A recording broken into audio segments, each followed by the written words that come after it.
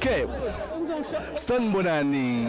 Igama uthabe so Priscilla indodana kaNontokozo Msomi eqhamuka lapha eqophe elimantente phansi lapha na ehlokoze esigodini sakudla ucingo ngiqhamuka eMantulela mina ngugatsheni udotsheni kahle kahle ngiqhamuka le phansi emadoleni njengamanje silana kwaZulu Bovu emcimbini kakhonza khwela kanye noNkululeko Shange. So njengamanje silana kaShange sikemcimbini sikhona nje sonke kumnandi yonke into ihamba kahle ngithi nje angiqale nje ngihayilisele kukhonza umfoka khwela umkapazi ngiphinde ke ngihayilisele intokazi yakaShange uMaduma kude. So njengamanje bathandekayo ngicela ukuthi nje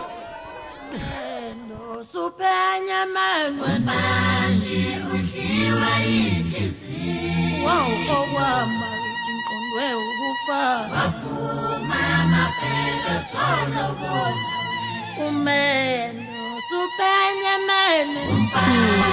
ngiyabingelela lonke ababukayo igama lami nguNonkululeko kwaKaShange Isibongo namhlanje ngiyamula ngiyendelwa ngiyakhehla futhi ngithanda ukubonga umyeni wami ngakho konke akwenzayo angenzela khona ebambisene nabazali bami ngiyabonga.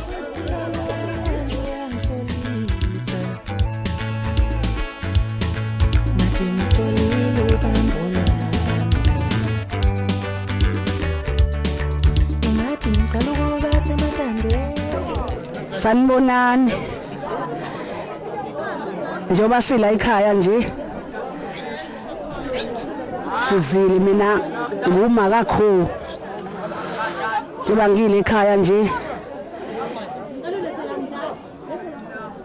ngizolobola ngizoletha zonke izinto ezifanele umlingani njoba nje ngila ngifike nomndeni wami wakakhwela sizofuna ukuthi njoba sizelana sibuke kahle ukuthi ke yini into ezokwenzeka makusala la.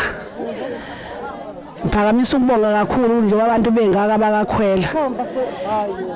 Ngiyajabula kakhulu bengiphelezele ngoba nami ngifuna ukuthi ekugcineni gcine sekuphelele nabantu bakaShange sishadiselane kube kuhle.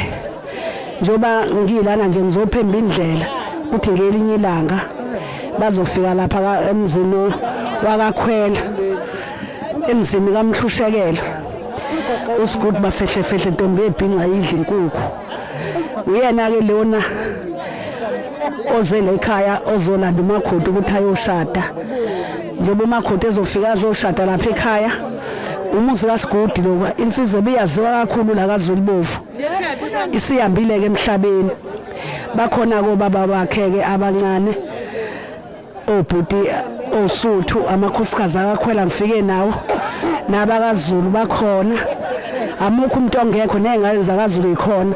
Siyacela ke lokho esizokwenza la engathi ngaba kuhle kuze kugcine egcineni ngoba vele sesijahile nathi ukuthi basishadise. Nkosibusise amen.